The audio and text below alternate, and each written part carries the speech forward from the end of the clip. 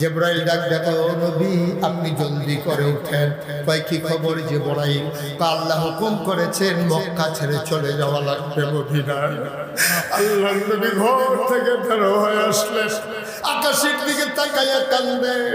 আকাশের লোকে আমার নবী কথা কয়, আকাশ রে ও আকাশ, আমারে বিদায় দিয়ে দে রে আকাশ, আমি আর মক্কায় থাকবো না।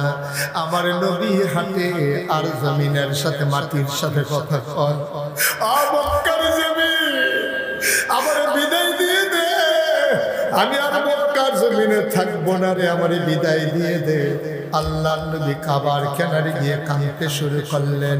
বিদায় নিয়ে তিনি রাতের আধারে হযরত আবু বকর সিদ্দিক আর এক গোলামকে নিয়ে তিনি রওনা করলেন মদিনায়। রাতের বেলা বিশ্রাম নিলেন মক্কার উল্টা দিকে সাউর গুহার ভেতরে। ওই গুহার ভিতরে তিনি লুকিয়ে রইলেন। একদিন পার হয়ে গেল, আল্লাহর নবী পার বের হয়ে গেছেন। সাহাবারা সকালবেলা নবীর ঘরে গিয়া দেখে, ডাক দিছে, ইয়া রাসূলুল্লাহ ঘরে আছেন নাকি? মানুষ বের হয়ে জবাব দেয়, আল্লাহর নবী নাই, বের হয়ে গেছে।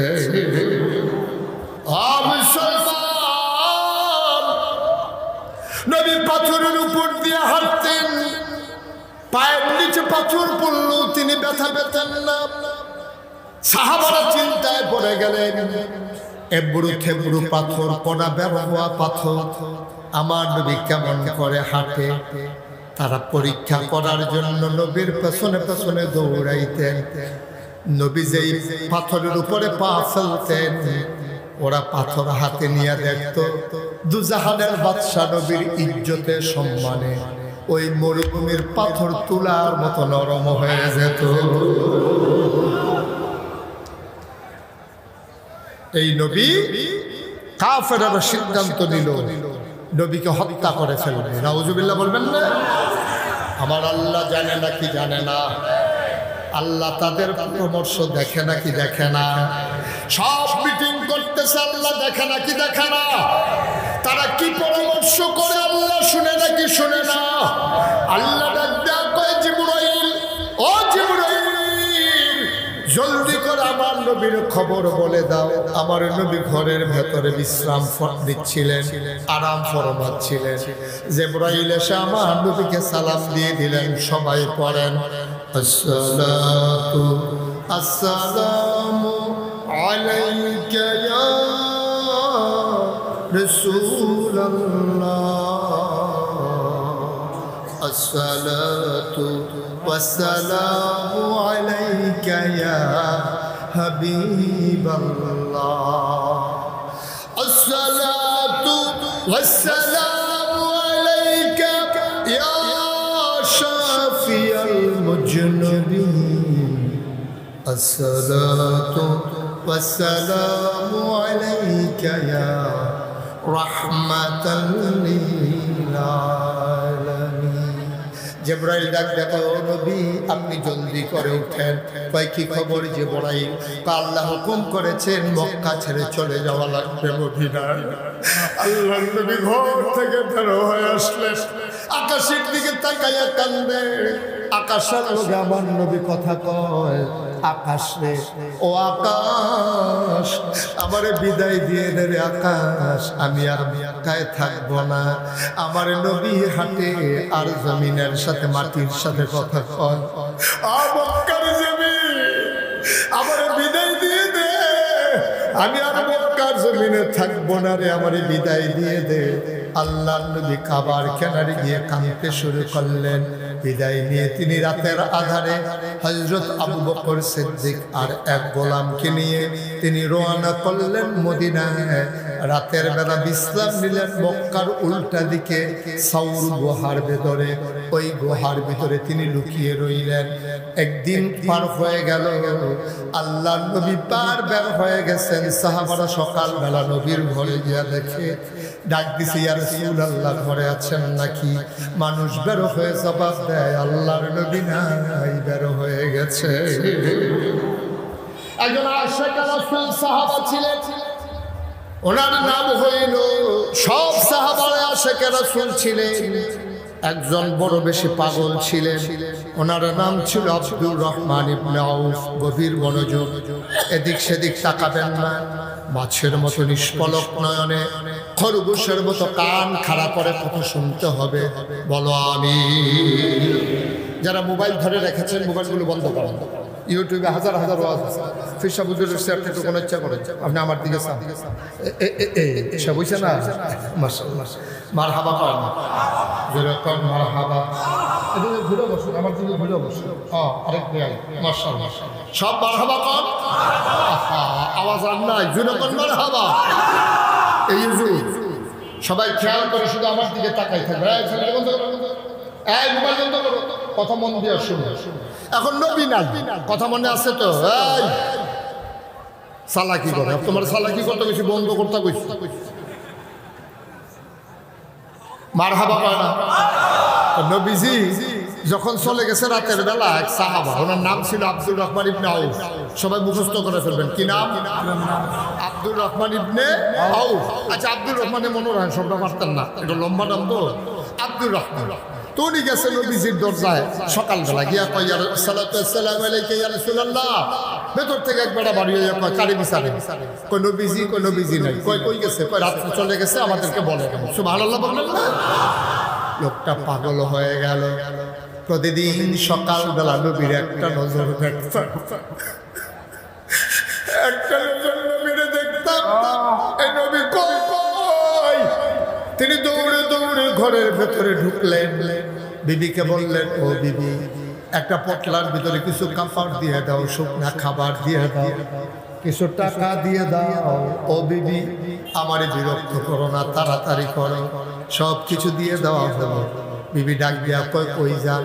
কয় যে এই মক্কায় নবী নাই, এই মক্কায় আব্দুর রহমান আর থাকবে না। বাড়ির মায়া ছেড়ে দিলেন, ব্যবসার মায়া ছেড়ে দিলেন। মক্কার অন্যতম একটা ধনী মানুষ ছিলেন তিনি। সব মায়া ত্যাগ করে তিনি যখন বের হয়ে গেলেন, চলে যাবেন মদিনায়। মক্কার কাফেররা সীমান্ত চৌকি বসিয়েছে, কোন মুসলমান যেন মক্কা ছেড়ে মদিনায় যেতে না পারে। ওই যুবকেরা বসে আছে আমাদের বিজিবি ক্যাম্পের মতো, জায়গায় জায়গায় মহল্লায় মহল্লায় ক্যাম্প। আব্দুর রহমান ইবনে আউফ যখন বের হতে চাইলেন, মক্কার যুবক ছেলেরা ডাক দেয়া কই যান? উনি মিথ্যা বলেন নাই, উনি সত্য বলে ফেললেন, যেই মক্কায় নবী নাই আমি থাকবো না, আমি চলে যাব মদিনায়। ভাই, আপনি মদিনায় যাবেন, আমাদের তো আপত্তি নাই, কিন্তু আবু জাহেলের নির্দেশ হলো আমরা যারে পাই তারে যেন আটকে দারুন নাদোয়ায় নিয়ে যাই। দারুন নাদোয়ায় নিয়ে যাওয়া হলো। আবু জাহেল ডাক দেয়া, আব্দুর রহমান, তুমি এই সমাজের গণ্যমান্য একটা ব্যক্তি, তুমি ব্যবসা করো, টাকা পয়সা কামাই করো, সজ্জন মানুষ, ভালো মানুষ, ভদ্র মানুষ, তুমি সুন্দর মানুষ। আব্দুর রহমান ইবনে আউফ একটা পাঞ্জাবি একবার গায়ে দিলে আবার দ্বিতীয়বার ধোয়ার আগে গায়ে দিতেন না। বলেন সুবহানাল্লাহ। তিনি এত দামি পারফিউম ব্যবহার করতেন, এত দামি আতর তিনি ব্যবহার করতেন। দূর দিয়ে হেঁটে গেলে মানুষ বুঝতো আব্দুর রহমান ভাই হেঁটে যায়। আবু জাহেল ডাক দেয়া, আপনি কি মদিনায় চলে যাবেন? হ্যাঁ ভাই, আমি মদিনায় চলে যেতে চাই। আমার বাড়ি ঘর জায়গা জমি সব তোমরা ভোগ করো, আমারে যেতে দাও। তাই যাবেন, আপত্তি নাই। আপনার গায়ের পাঞ্জাবিটা কার টাকায় কিনা? মক্কার টাকায় না মদিনার টাকায়? কয়টা তো মক্কার টাকায় কিনা। কয় মক্কার টাকার পাঞ্জাবি গায়ে দিয়ে তো মদিনায় যাওয়া যাবে না, খুলেন পাঞ্জাবি। উনি পাঞ্জাবি খুলে ফেললেন। কয় বডি চেক করো, দেখো টাকা পয়সা আছে নাকি। পটলার ভিতরে টাকা ছিল, টাকাগুলো রেখে দেওয়া হলো। আবু জাহেল ডাক দেয়া কয়, আব্দুর রহমান, পরনের লুঙ্গিটা কোন টাকায় কেনা? কয় লুঙ্গিটাও তো মক্কার টাকায় কেনা। কয় মদিনা যাবেন, আপত্তি নাই, মক্কার টাকায় কেনা লুঙ্গি পরে মদিনায় চলে যাওয়া যাবে না। তিনি বুঝলেন তাকে চরমভাবে অপমানিত করা হবে। তিনি কাঁদতে কাঁদতে মাথা নিচু করে ঘরে চলে গেলেন। তিনি ঘুমাইতে যান, ঘুমাইতে পারেন না, খাইতে চায়, খাইতে পারে না। মনে হয় গলার ভিতরে একটা কাটার মতো আটকে আছে। মাঝরাত সবাই ঘুমিয়ে পড়েছে, পাখিগুলো আপন নিরে ঘুমায়, গরুগুলো গোয়াল ঘরে, কুকুরগুলো নিরাপদ আশ্রয়ে, বেওয়ারিশ কুকুরগুলো নিরাপদ আশ্রয়ে ঘুমিয়ে পড়েছে। প্রিয়তম স্বামী প্রিয়তম স্ত্রীকে নিয়ে ঘুমায়, ছোট্ট শিশু মায়ের বুকে বুক রেখে ঘুমায়, কেউ জানা নাই। আব্দুর রহমান আস্তে করে উঠলেন। তিনি উঠার পরে আস্তে করে তিনি হাঁটা শুরু করলেন। তিনি দেখলেন যুবকেরা সব ঘুমিয়ে পড়েছে। তিনি সীমান্ত ক্রস করলেন, বর্ডার ক্রস করলেন। তিনি লুকিয়ে রইলেন একটা গুহার ভিতরে। তিনি রাতের বেলা ওই সূর্য চাঁদের আলোতে হাঁটতেন।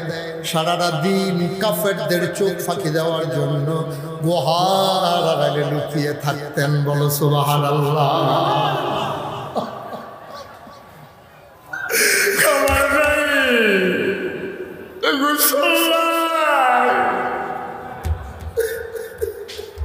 কোন মানুষের জনপদ দিয়ে তিনি যেতে পারেন না।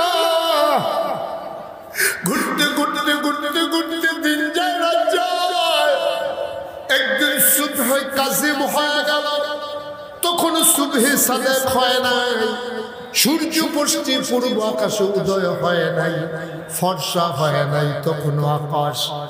তিনি একটা খেজুর বাগানের ভিতরে গিয়ে লোকালেন, ঝোপের ভিতরে। হঠাৎ করে তিনি কান পেতে শুনলেন, কাছেই কোথায় যেন মুয়াজ্জিন কয়, আসসালাতু খায়রুম মিনান নাওম। কে যেন ডাকে, আসসালাতু খায়রুম মিনান নাওম। তিনি বুঝলেন আমি বোধহয় মদিনার কাছাকাছি চলে আসছি।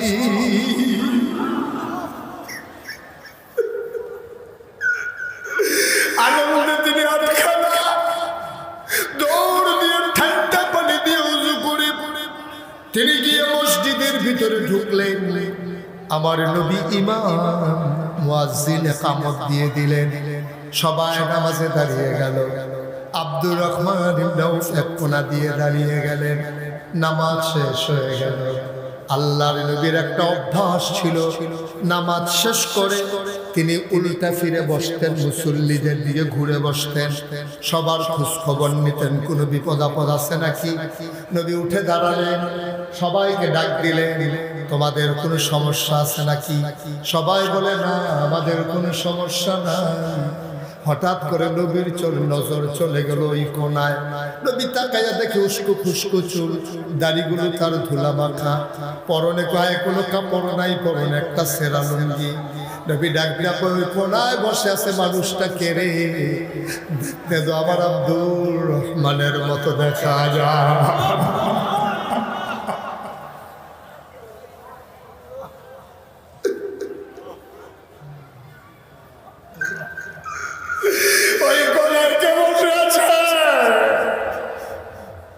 চুলগুলো তার উস্কো খুস্কো, দাড়িগুলো তার ধুলা মাখা, চোখগুলো তার গর্তের ভেতরে, বুকের পাঁজর গুলা পর্যন্ত গোনা যায়, পেট আর পিঠ একসাথে লেগে আছে। আল্লাহ নবী কয় দাঁড়াও। কয় আমার আব্দুর রহমানের মতো কে এইটা? আব্দুর রহমান ডাক দেয়া কয়, ইয়া রাসূলুল্লাহ, এটা আপনার আব্দুর রহমানের মতো না, এটাই আপনার আব্দুর রহমান। আরে তুই এত সুন্দর মানুষ ছিলি, কোনদিন একটা পাঞ্জাবি এক দোয়ায় দুইবার গায়ে দেশ নাই, এত দাবি তোর ব্যবহার করেছ। মক্কায় কোনদিন তোমার দরজা থেকে কোনো মানুষ ফেরত যায় নাই। এই তোমার অবস্থা, এমন অবস্থা কে করলো? ও আব্দুর রহমান, তাড়াতাড়ি আমার কাছে সাহাবারা রাস্তা করে দিলেন। আব্দুর রহমান মৃদু পায়ে মাথা নিচু করে হাঁটতে হাঁটতে আমার নবীর সামনে চলে গেলেন। আল্লাহর নবী দুটি হাত ছড়িয়ে দিলেন। আব্দুর রহমান লাফ দিয়ে নবীর বুকের ভিতরে পড়ে গেছে। নবী তারে শক্ত করে ধরেছেন। নবীর চোখের পানি দিয়ে আব্দুর রহমানের পিঠ ভিজে যায়, আব্দুর রহমানের চোখের পানি দিয়ে নবীর বুক ভিজে যায়। আব্দুর রহমান নবীকে ছাড়ে না। কবে থেকে নবীর জান্নাতি গন্ধ পাই না।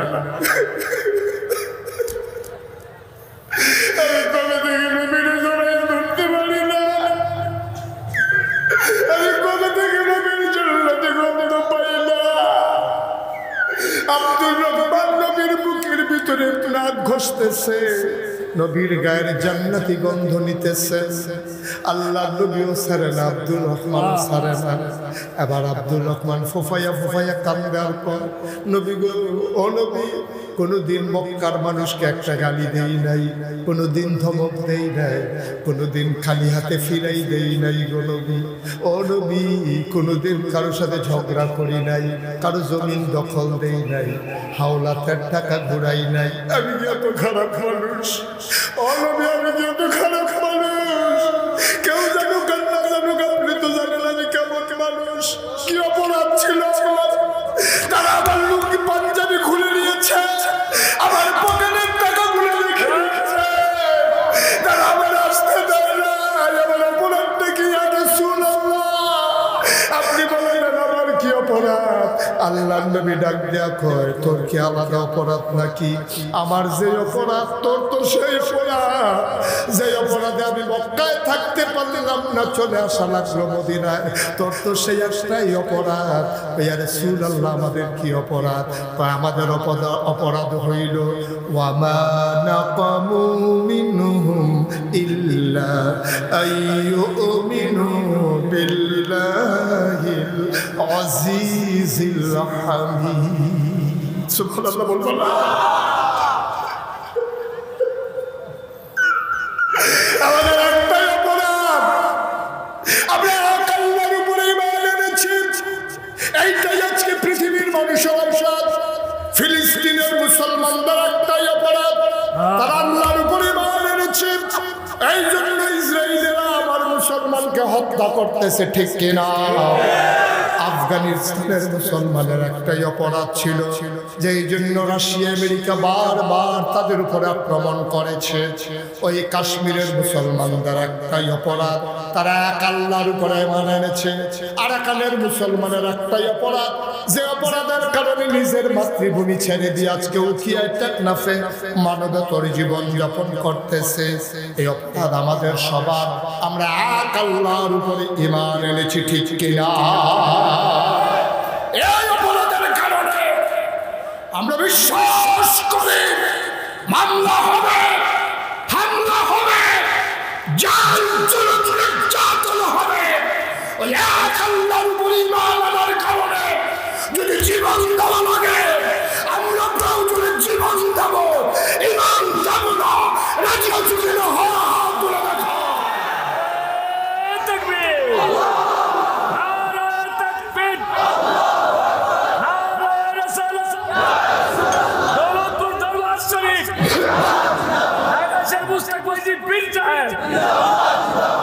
সবাই আমিন। এই অপরাধে আমরা দোষী হলে আমাদের কোনো আপত্তি নেই। আপত্তি আছে? হ্যাঁ, আল্লাহর উপরে ঈমান এনেছি। আমরা বলে দিয়েছি লা ইলাহা ইল্লাল্লাহু মুহাম্মাদুর রাসূলুল্লাহ। আমরা মুখে বলেছি লা ইলাহা ইল্লাল্লাহ, আমাদের অন্তরে আরো অনেক আগুন আছে, আছে নাকি নাই? আমরা মুখে বলেছি লা ইলাহা ইল্লাল্লাহ, আমরা অন্তরে ধারণ করি লা মা'বুদা ইল্লাল্লাহ, লা মাশুকা ইল্লাল্লাহ। কথা বলেন, লা মাশুকা ইল্লাল্লাহ, লা মাওজুদা ইল্লাল্লাহ, লা মাকসুদা ইল্লাল্লাহ। আমরা বলি লা ইলাহা। আমরা যদিও বলি লা ইলাহা ইল্লাল্লাহ, কিন্তু আমরা মনে প্রাণে বিশ্বাস করি শুধু আল্লাহ এক, তাই না? ইলাহা এক, তাই না? আমরা বিশ্বাস করি আল্লাহ ছাড়া কোনো মাবুদ নাই, ঠিক কিনা? আমি আমার বেয়ার কাঁধে ধরে ধরে হাঁটি, মনে হয় যেন কি মায়ের সন্তান। ও মুসলমান, আমি বলি বন্ধু দুস্থ কেমন আছেন, বেয়াই কেমন আছেন? আর আল্লাহকে বলে দেয় আল্লাহ, চলতে গেলে কাঁধে ধরে মানুষের হাঁটা লাগে, কিন্তু আপনি বিশ্বাস রাখেন এটা হলো সমাজের চলা, কিন্তু একমাত্র বন্ধু লা মাশুকা ইল্লাল্লাহ, ঠিক কিনা? আপনি আমার বাড়ি দেখেন, গাড়ি দেখেন, ঘর দেখেন, দরজা দেখেন, আপনি আমার সব দেখেন, কিন্তু আমি দেখি লা মাওজুদা ইল্লাল্লাহ। আপনি ছাড়া আমার সামনে কোনো কিছু মওজুদ নাই। আপনি আমার এক আল্লাহ। ও মাওলা, ও রব্বে কারীম, এবার আব্দুর রহমান কান্দে, নবীও কান্দে। নবী আবার আব্দুর রহমানকে ছেড়ে দিলেন। কথা মনে আছে নাকি? নবী ডাক দিয়া কয়, এই মদিনার সাহাবারা, কে আছড়ে আমার আব্দুর রহমানকে ভাই বানাইয়া নিয়ে যেতে চাও? তার বাড়িতে বাবা ভাই ছিল, তার বাড়িতে বিবি ছিল, সন্তান ছিল, ঘর ছিল, দরজা ছিল। আজকে এক কাপড়ে চলে আসছে মদিনায়। তোমাদের ভিতরে কে আছো আমার এই আব্দুর রহমানকে ভাই বানাই নিবা? নবী এই কথা বলার সাথে সাথে মসজিদের ভিতরে যত মুসল্লি ছিল সব এক লাফে দাঁড়িয়ে গেছে। বলো সুবহানাল্লাহ। নবী তো কারো নাম বলে নাই, নবী বলছে কে আছে একজন দাঁড়াও। তো একজনের নাম তো আর বলে নাই, এটারে কয় আশেকে রাসূল। সুবহানাল্লাহ বলবেন না? নবী বলছে একজন দাঁড়াও। কোন একজন? সবাই মনে করছে আমিও তো একজন, উনিও তো একজন, সবাই দাঁড়াই গেছে। নবী যে বলল, আরে একজন মানুষের সবাই ভাগ করে দেবো কেমন? একজন দাঁড়াও। আবার সবাই দাঁড়াই গেছে। সাহাবাদেরকে জিজ্ঞেস করে আমি বলতেছি একজন, তোমরা সবাই দাঁড়াও কেন? ইয়া রাসূলুল্লাহ, আপনি যতক্ষণ পর্যন্ত কোন একজন না বলবেন আমরা তো সবাই দাঁড়াইতেই থাকবো। সুবহানাল্লাহ বলবেন? আমরা তো থামবো না, সব বারবার আমরা দাঁড়াবো। আল্লাহর নবী ডাক দেয়া কয়, সাআদ ইবনে রাবিয়া কই? তিনিও ছিলেন মদিনার সাহাবা। আল্লাহর নবী ডাক দিলেন, সাআদ কই? সাআদ লাভ দিয়া লাব্বাইক ইয়া রাসূলুল্লাহ। এই যে সাআদ কই, তুমি না একজন ভাই চাইছিলা, আগের ফিরতিতে তোমারে ভাই দিতে পারি নাই। সাআদ রে, ও সাআদ, আজকে আব্দুর রহমানকে নিয়ে যাও, তোমার ভাই বানাই দিলাম। সাআদ দৌড়ে এসে ধরছে গলার ভিতরে, চুমা খায় কপালের ভিতরে, ডাক দেয়া কয়, ভাই ও আব্দুর রহমান ভাই, ভালোই হয়েছে আমি এক বাবার এক সন্তান, আমার বোনও নাই ভাইও নাই, আপনি আমার আর একটা ভাই, অনেক মজা হয়েছে, আমরা দুই ভাই মিলেমিশে থাকবো, চলেন বাড়িতে যাই। সাআদ হইল মদিনার সাহাবা, নাম মনে রাখা লাগবে। মদিনার সাহাবার নাম কি? মক্কার সাহাবার নাম কি? মাশাআল্লাহ, সচেতন শ্রোতা। এবার সাআদ আব্দুর রহমানকে কাঁধে ধরে ধরে বাড়ি রাঙিয়ে নাই নিলেন। বিরাট বিরাট বাড়ি। সাআদ ডাক দিয়ে কয়, ভাই এই বাড়িটা আমার বাড়ি, আব্বা মারা গেছে, সবটা আমার, এখন আমরা দুই ভাই, আপনি একটু দাঁড়ান, আমি ঘর থেকে আসি। সাআদ দিলেন দৌড়, লম্বা একটা রশি নিয়ে আসলেন। রশি নিয়ে এসে বললেন, এটা হলো আমার বাড়ির পশ্চিম সীমানা, আপনি এখানে টিপ দিয়ে ধরে দাঁড়ান। সাআদ আব্দুর রহমানকে বাড়ির পশ্চিম সীমানায় দাঁড় করাইয়া সাআদ দিলেন পূর্ব দিকে দৌড়ে, একবারে ফুক মাথায় গেলেন। ভাই টিপ সাইডেন না, আপনি ধৈর্য বৈশা থাকেন, আমি আসতেছি। আব্দুর রহমান বসে আছে। সাআদ দৌড়াই আসলেন আব্দুর রহমানের কাছে, দৌড়াই আব্দুর রহমানের কাছে আসলেন। রশিটা দুই ভাগ হয়ে গেল, মাঝামাঝি এনে সাআদ বাড়ি থেকে দুইটা খোঁটা বসাইলেন। আব্দুর রহমান কয়, কিসের খোঁটা বসাইতে আছে? ভাই আপনি কিচ্ছু বুঝেন নাই, আগে তো আমি এক ভাই ছিলাম, এখন আমরা দুই ভাই। আগে তো বাড়ি ছিল আমার একটা, একাই ভোগ করেছি, এখন তো আমার দুই ভাই, আমি তো পুরা বাড়ি দখল করতে পারবো না, এই জন্য শুরুতেই বাড়িটা ভাগ করে নিলাম, অর্ধেকটা আপনার অর্ধেকটা আমার। আব্দুর রহমান ডাক দিয়ে কই, কি পাগলামি শুরু করছেন? কয়, পাগলামি কি দেখছেন? পাগলামি মাত্র শুরু, আপনি তো পাগলামি দেখেন নাই, মাত্র বাড়িয়ে না ভাগ করলাম, কার কি কি করবেন? এখন বাড়িতে ঘর আছে দুইটা, এখন দুইটা ঘরও আমরা ভাগ করবো লটারি দিয়া, কারণ একটা ঘর ছোট একটা ঘর বড়, আমি এমনি এমনি ভাগ করে দিলে ইনসাফি হবে, লটারি দিয়া ভাগ করব। বাড়ি ভাগ হয়ে গেল, ঘর ভাগ হয়ে গেল। সাআদ আবার ডাক দেয়া কয়, ভাই মক্কায় আপনার ভাবি ছিল না? কয়, অবশ্যই ছিল। বাচ্চা ছিল না? কয়, ছিল। এখন তো ওনাদেরকে আনতে পারেন না, টেনশন করেন না, আমার দুই স্ত্রী আছে, আপনি যদি আলাদা বিয়ে করতে চান অনেক টাকা খরচ হবে, আমি চিন্তা করেছি আমি দুই বউ নিয়ে ঘুমাবো, আর আপনি বউ ছাড়া থাকবেন, কলিজায় মানে না।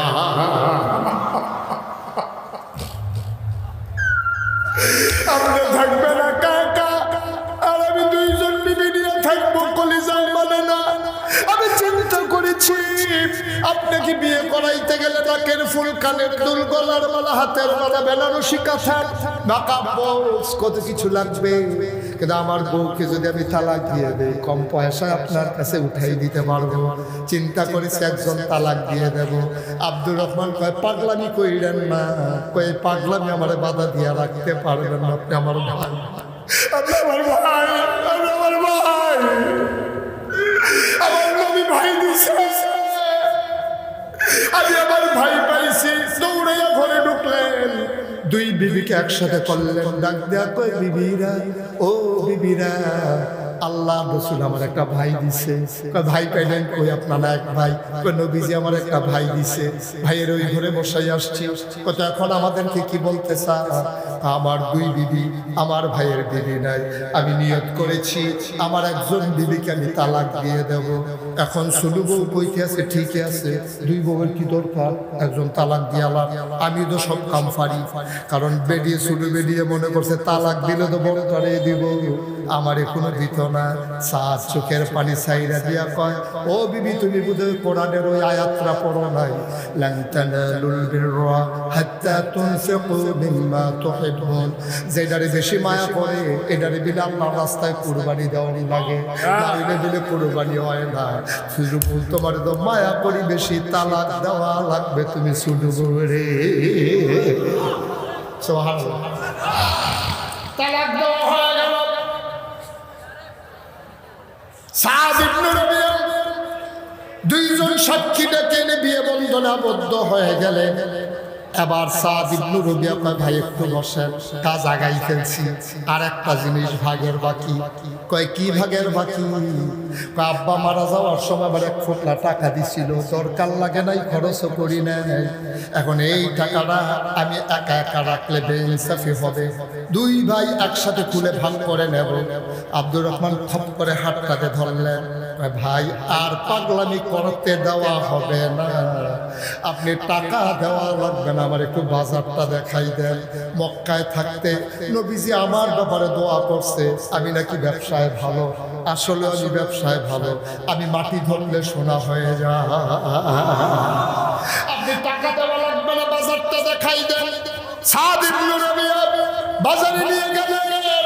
আব্দুর রহমান কম টাকায় মাল কিনলেন, আবার বেশি টাকায় মাল বিক্রি করলেন। কয়েকদিনের ভিতরে তিনি সেরা ধনী হয়ে গেলেন। আল্লাহ নবী ইন্তেকাল করে ফেললেন। মক্কায় মদিনায় দুর্ভিক্ষ দেখা দিল।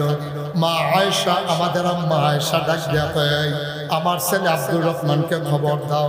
আব্দুর রহমান, আসসালামু আলাইকুম আম্মা, আপনি নাকি আমারে খবর দিছিলেন?